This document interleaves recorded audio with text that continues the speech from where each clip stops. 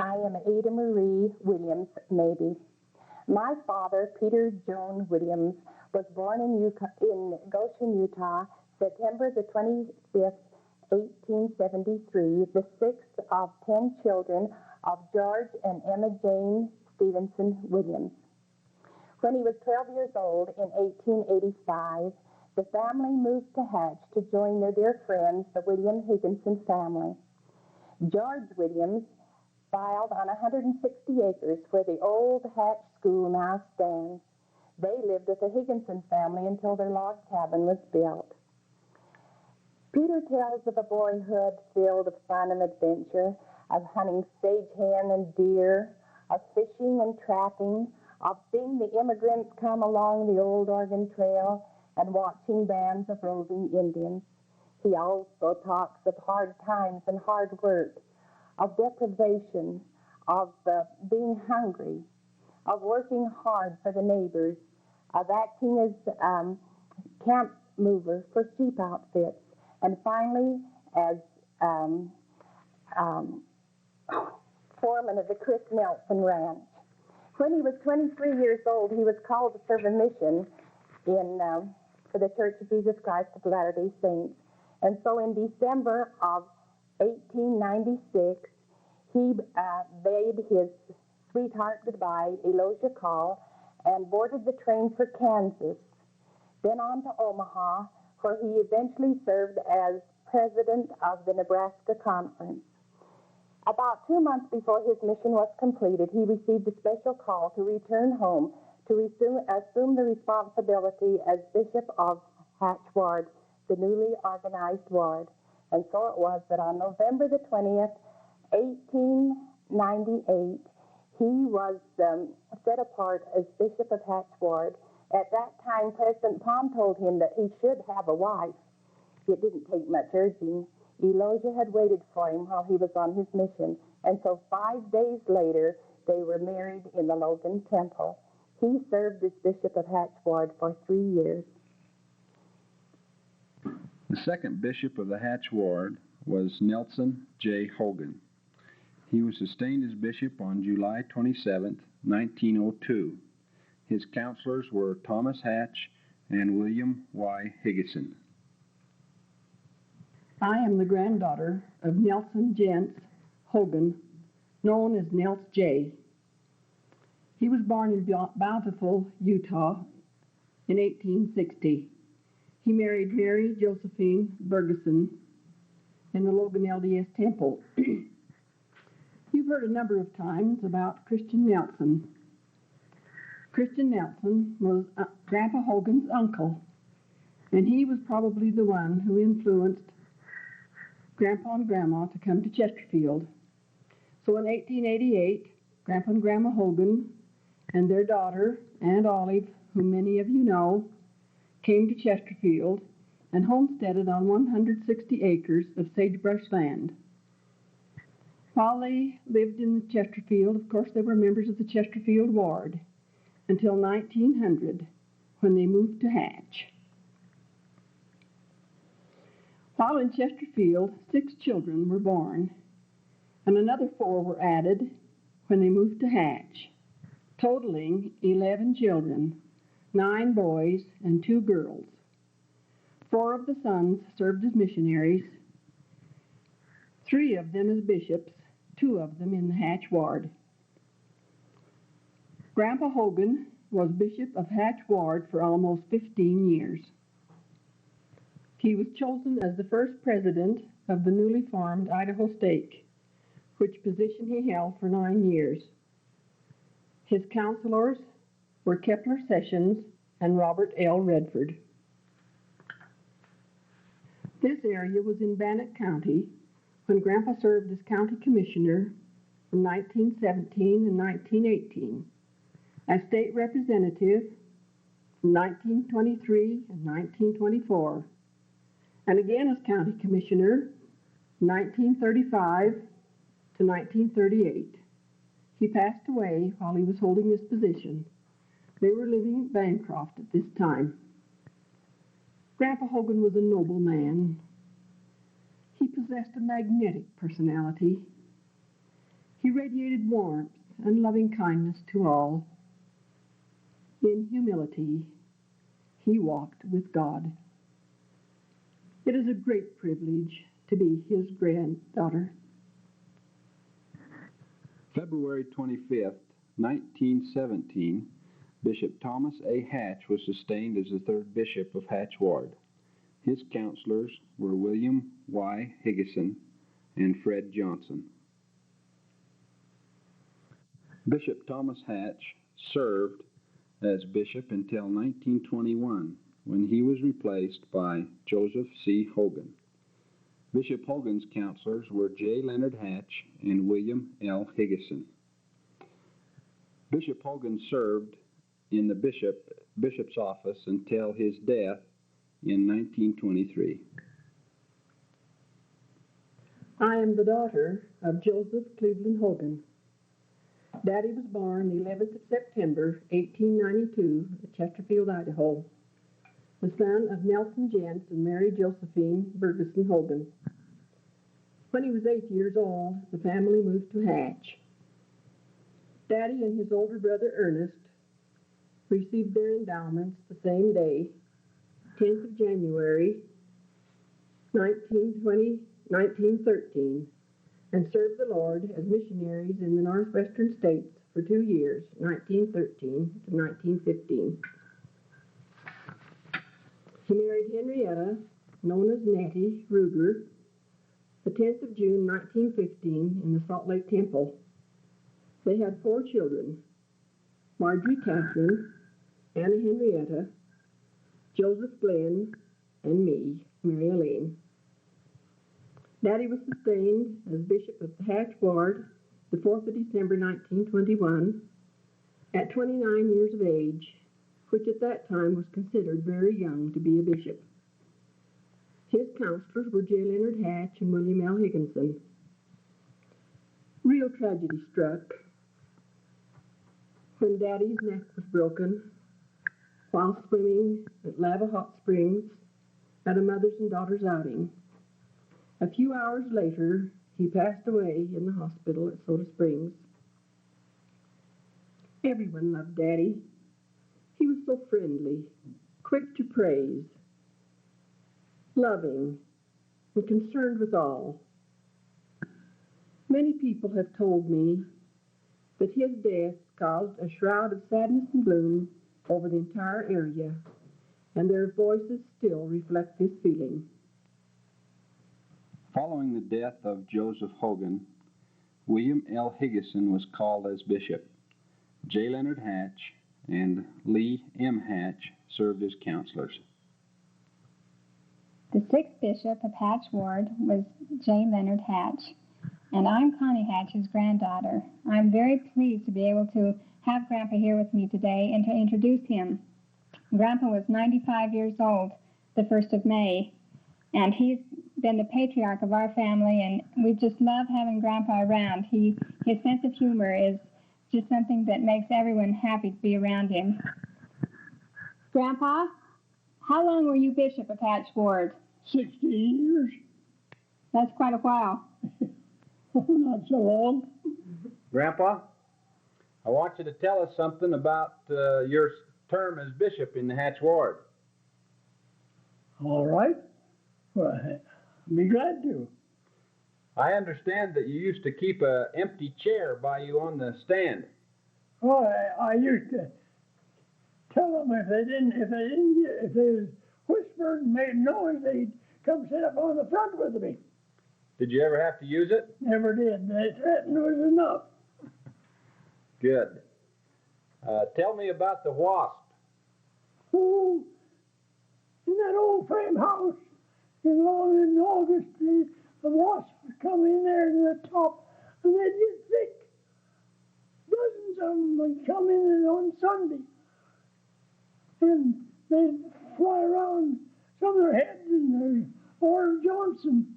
They'd come near him, he'd hit them, and then he'd cuss them. When he'd hit at them, they'd come that much worse. That's great. Tell us about your school days here in Chesterfield. School days? Right. You were in the first graduating class of the 8th grade, is that right? Oh, way back there. Yes, sir. Miss Steer from back east was our teacher, and there was 4 boys and 3 girls graduated from the 8th grade. The oldest one, I think, was about 22. That was Rob Higginson.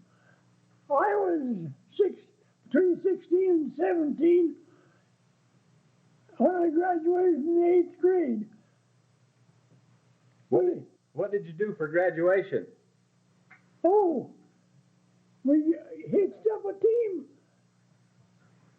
from the ranches in the buggy, and there's 7 of us drove through the reservation down in Pocatello to celebrate there's a circus on and to have our picture taken. Was Aunt Olive with you? Yes, Olive Hogan was with us.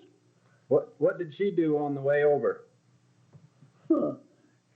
She was 3 girls sat in the front seat, and Bob Higginson would do the driver. We other 3 boys were in the back. You served in Bishoprick for 17 years. Is that right? Right, yeah. What's some of the most interesting things that happened to you as serving as a bishop? But the thing that I remember and enjoyed most was the picnic dinner. Quick as Christmas got over, the children of the ward hard for breakfast or a dinner. We'd all meet in the church house and have dinner, and then dismiss school over here to Bancroft at noon and bring our pupils home to the ward to have dinner. That was quite interesting to think they'd dismiss school to let us have a dinner with the children. That was quite interesting. You're 95 years old now. How did you ever make it to 95? I believe I ought to tell you. No whiskey, no smoke, no women. After 17 years of service as Bishop of Hatch Ward, J. Leonard Hatch was released. Ernest Hogan was sustained as bishop January 31st, 1943. Ansel Hatch and Leo Johnson were his counselors. Ernest Hogan is my uncle. He was Daddy's older brother. Uncle Ernest was the 3rd child and the 2nd son of Nelson Jantz and Mary Josephine Bergeson Hogan. He was born in Chesterfield the 24th of October, 1890. And as I have stated, he and Daddy served 2-year mission in the northwestern states at the same time. He farmed and raised sheep with Grandpa Hogan. One summer, Grandma Hogan employed a young woman from Utah to help her during the busy summer. Her name was Cora Afton Sparrow. She was Miss Right for Uncle Ernest. They were married the 1st of May, 1935. January 31st, 1943, Uncle Ernest was sustained as Bishop of the Hatch Ward, the 3rd in the family and the 2nd son to serve in this position. He was bishop until the wards were consolidated in 1952. Uncle Ernest was industrious, kind, considerate, helpful, and loving, and he held especially deep feelings for those whom he called his kin. Mama selected Uncle Ernest to give me my name and blessing. Bishoprics come and go, but this man, Ransom Osborne Hatch, stayed with many bishoprics in service as a clerk for the Hatch Ward, beginning with Joseph Hogan and continuing through the last bishop of the Hatch Ward, Ernest Hogan. Grandpa Hatch served as ward clerk for 32 years continuously. He is pictured here with his wife, Mary Flinders. Many have mentioned the old Hatch Church. This beautiful frame building was built in 1900. It served as a church, a school, and a recreational center for the community of Hatch. It served as a church until around the year 1953.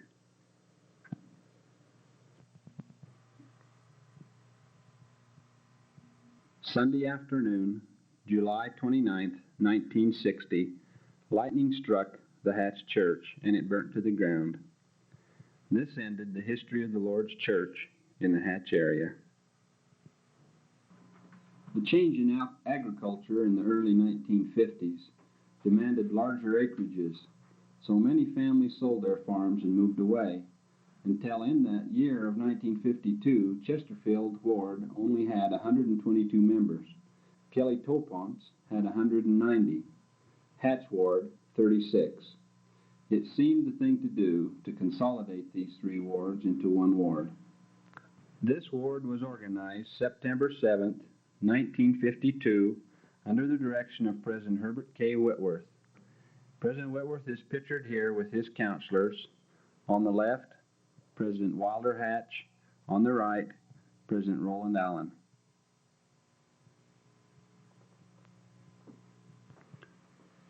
Bishop Ross D. Redford was called to serve as bishop of the new Chesterfield ward.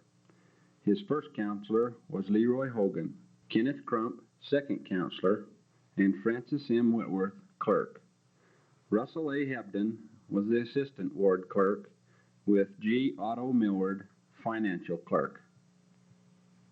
I am Ross D. Redford, former bishop of the combined three wards, Hatch Ward, Chesterfield Ward, and Kelly Topance Ward. This was a great experience, trying to take the place of three great bishops of those wards. We had quite a time deciding where we were going to meet. We had no building which was large enough to accommodate the crowds in our ward, being 348 members.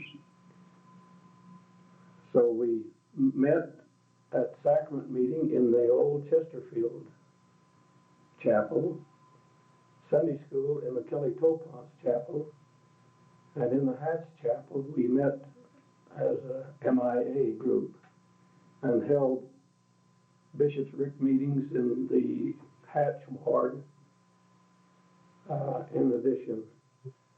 Recommended by the state presidency that we take our officers for our ward in different areas, geographical areas of our ward, so that they would have representation from each of the three wards. We were had an opinion that the best place to locate the chapel would be on the Homer Cooper corner. And we contacted Homer Cooper to decide whether or not he would allow us to use that corner. He was very gracious and decided that he would give this as his donation for the chapel spot. On December the 11th, 1955, Harold B. Lee, a member of the Council of the 12, was assigned to come and dedicate the chapel and give the address. This was a glorious experience in my life, to have contact with wonderful members of our ward as a united group. It took some doing and uniting the people, but after a few weeks, you couldn't tell which people were from the Chesterfield, Bancroft, or Topance, or Hatch wards. They united beautifully and all took a great joy in the service that they were trying to render. Since 1955, the organizations in the ward and the officers who have manned the wards have been wonderful people who have been chosen of the Lord to do this kind of work. They've done a marvelous job in the responsibilities that's been given them. I am now the third oldest member in the ward, and having seen all of these things transpire, I can say that we are living in one of the most beautiful valleys with one of the finest groups of people that could ever be, one could ever preside over. I'm grateful for this opportunity that has been given to me. In 1958, Francis M. Whitworth was called to serve as bishop of the Chesterfield ward. His counselors were Joe Holbrook and George Bowles. After these counselors were released, Wayne Hatch and Russell Hebden served as Bishop Whitworth's counselors. I am Russell Hebden, and I was Bishop Frank Whitworth's counselor in the bishopric. I'm very sorry that Bishop Frank couldn't be here to talk into this on his own. I'm sure he would have done a lot better job than I'm doing. Bishop Frank was a wonderful bishop, and I felt real pleased and happy when he called me as a counselor. We had some wonderful times together. It was one of the highlights in my life was when I was in the bishopric with Bishop Frank and Wayne. And we had some good times together. I'd like to tell you one thing. We'd always have problems, or Bishop Frank would have problems when we come for our monthly finance statement. One time we was out 8 cents, and he kept Wayne and I, he turned the problem over to us. We worked all night to find that 8 cents and never did find it. So I told him that I would be glad to give him the 8 cents and go home. So I give him the 8 cents.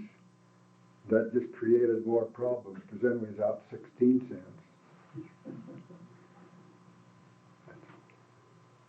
I'm grateful to be a member of that I was a member of the Chesterfield ward. I've been real well blessed in this ward. I've been blessed tremendously, and it has been a good place to raise my family. I am grateful for the opportunities and blessings that have been mine to enjoy, and I am truly grateful for the blessing of being called with Bishop Frank in the bishopric.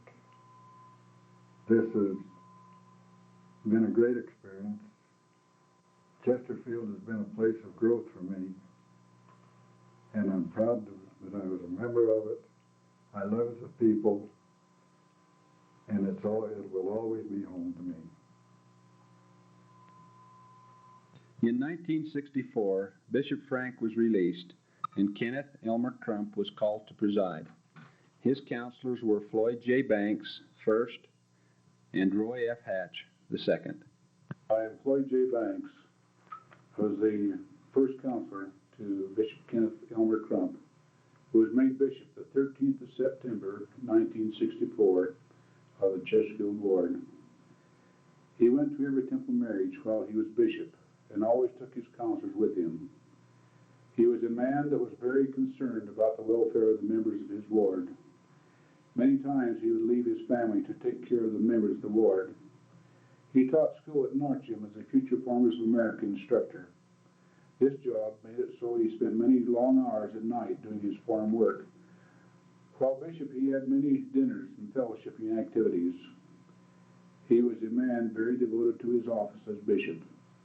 He spent many hours caring for the welfare of the ward members. Bishop Crump passed away from cancer on the 10th of November, 1975. I'm Roy F. Hatch. I was called to be a bishop in January 17th, 1971. My first counselor was Floyd Banks, and my second counselor was Lee Crockett. They served for a period of time with me, and Brother Floyd was called to a stake position, and Brother Lawrence Holbrook was then called to be a counselor. Later on, Brother Crockett was called to an important ward position, and Brother Jack White was a counselor to me then. Had great opportunity of serving in the ward, and one of the blessings that came to me as a bishop was being able to work with people and to see things move spiritually amongst our people. It was an opportunity. One of the things that I said when I first was put in bishop was that I didn't want to marry anybody and I didn't want to bury them. I'm sorry to say I buried a few, and I only married one. And Brother W.L. Hatch and his wife are still together and have since been sealed in the temple. And so we did have opportunity of serving the people. I love the people here in the Chesterfield ward. I want them to know that I'm grateful for having had this opportunity. I ask the Lord to bless us all, that we will be true and faithful to the gospel. And I do this in the name of Jesus Christ. Amen. In here, you've got to see a TV blooper. We're on take 5 now on candid camera. I'm Lane Reynolds Baker, and I was bishop of the Chesterfield ward for approximately just about 7 years. I was sustained August 18th of 1974 and released on April the 26th of 1981. My first counselors was Kern Crump and Doyle Argyle. And after Kern Crump moved away from the valley, Robert Redford was put in as a counselor in the bishopric, and we served the remaining time together. Some of the historical things that happened is I was put in on a Sunday or sustained, and that following Saturday I was asked to marry a couple. I went to their home, and the groom seemed a little bit nervous, and I told him not to be nervous because this was my first marriage too, and he passed out. Not really, but he sure got a lot nervouser. We married approximately, I think there were 7 people married while I was bishop, and Brother Redford had to marry one of them because I took off and went to a convention while this couple wanted to be married, so he had to marry them. We buried approximately somewhere around 23 people.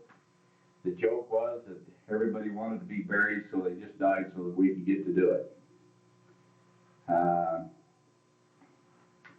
They said they were supposed to tell you some real funny happenings. One of the more funny things that I can think of is when one person came in for a little counseling session, and all the time they were talking to me, I kept wondering how I was going to give them an answer. And after they had talked to me for a period of time, while they stood up and said, "Well, Bishop, thanks for listening, but I knew you couldn't help anyway," and walked out. In some of the more serious things that happened, we had 3 homes burned down while we were in the bishopric. They were all in the same year. And to top things off, when I came back to the chapel one day, one of the members of the ward told me that we must be a jinx because everything was happening. Also, we had a haystack burned down. There was a couple of them burnt. So I guess our bishopric was the one that had the catastrophes happen because we were having too much fun, so they wanted to keep us serious and humble. We had a reputation that we liked to tell a few jokes at times. Therefore, when some of the people would come and talk in sacrament meeting, they always brought me a good bishop's joke. And they told the one good joke that I've always remembered, that when the bishopric went on a camp out, all 3 of them were killed in a car wreck. And when they got to heaven, they were rewarded by modes of transportation of how good they'd been on earth. And Brother Redford, he received a Lincoln Continental and was driving down the road. And Brother Argyle, he had a Cadillac Eldorado and was driving down the road. And as they drove down the road, they met one of the young people who was on the outing with us. He was laying in the borrow pit laughing. And they stopped and asked him how come they was laughing. He said, "Well, I just seen the bishop go by on a pair of roller skates." So we we have had fun, and I'd like to chide the present bishop who followed me. As he came in one day, he was our young men's president, and he was giving me kind of a bad time, and I told him, he says, you better take this job kind of serious because you're going to be here next. And he laughed at me, and I told him to sit down and try the chair on. I even took my coat off and told him to put that on because he was going to be the next bishop. And it just proves that old bishops do receive revelation at times. They told me, though, that I couldn't stay bishop because I hadn't lost all my hair and everything like some of the others had, so they had to get a new bishop to see if he'd lose his hair, but it looks like he's going to lose his job one of these days, too, because he's not going bald-headed fast enough. We did have a lot of memorable times, and we did a lot of things that we accomplished that I feel that the membership of the ward really helped us out in. And one of the best things I think happened was we saw Marjorie Holbrook get baptized while we were in the bishopric. Also, I remember at a funeral why the organ would always quit playing, of which we had plenty of funerals.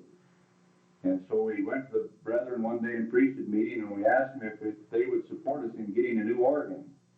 Well, within, I think it was 4 or 6 hours, we had sufficient funds to buy a new organ because everybody else was tired of the old one quitting also. We received the distinction also of being the fastest bishopric in the church system because one day the church library came up for sale, and we were the ward that got there the fastest and was able to buy it. Brother Argyle, I had a lot of fun of putting that library on wheels and rolling it down streets in Salt Lake City to get it into a van to haul it home. So we did cause quite a bit of commotion, but we was able to get a new library also for our church house. I'd just like to also thank the people of Chesterfield for having had the opportunity of working with them. I'd especially like to thank Brother Argyle and Brother Redford and Brother Crump and Brother Wayne Hatch and all those others, Russ Ebden, who served in our bishopric and as clerks and so forth, for giving us the support we had, because we had a lot of fun and hopefully we was able to serve the people whom we were called to serve. Thank you. I'm Bishop Roy R. Hatch, the present Bishop of Chesterfield Ward. As we've worked on this film over the last few days, we've talked about a lot of great men who've served as bishop of this valley. It's been a humbling experience to learn about them and to realize the sacrifices which they made in bringing about the things that we enjoy today. As we have gone about the valley and looked at the beautiful sights that we have seen and talked about the rich history which is here, I've had a deeper appreciation for the people who came here to settle. As you can see, there have been many great men precede me as bishop, and it is my prayer that I can continue the tradition which has been set.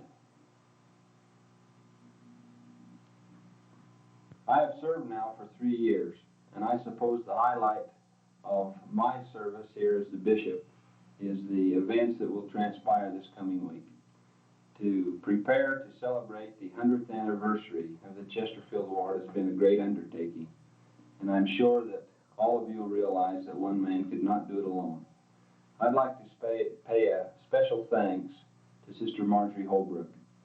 She has spent a countless number of hours in compiling, in correspondence, and researching the information that has been put onto this film. Sister Holbrook suffered a stroke earlier this week and is not able to enjoy the final bits of this film. It is our prayer that she will continue to improve, to return with us, and to enjoy her health and strength and enjoy this film in the days to come. Since Sister Marjorie has had her stroke, we have been assisted by Sister Delilah Simons and her husband Joel. Without them, I don't think we could have finished this film, and I'd like to offer a special thanks to them also. Sister Polly Janae McCammon wrote original lyrics for the song that was used at the beginning of this film, and we'd like to thank her also. Brother Bob Anderson, who has roots here in this valley through marriage, has been here and has been very unselfish with his time and with his equipment to help us film this production. I'd like to say that I have a great love for the people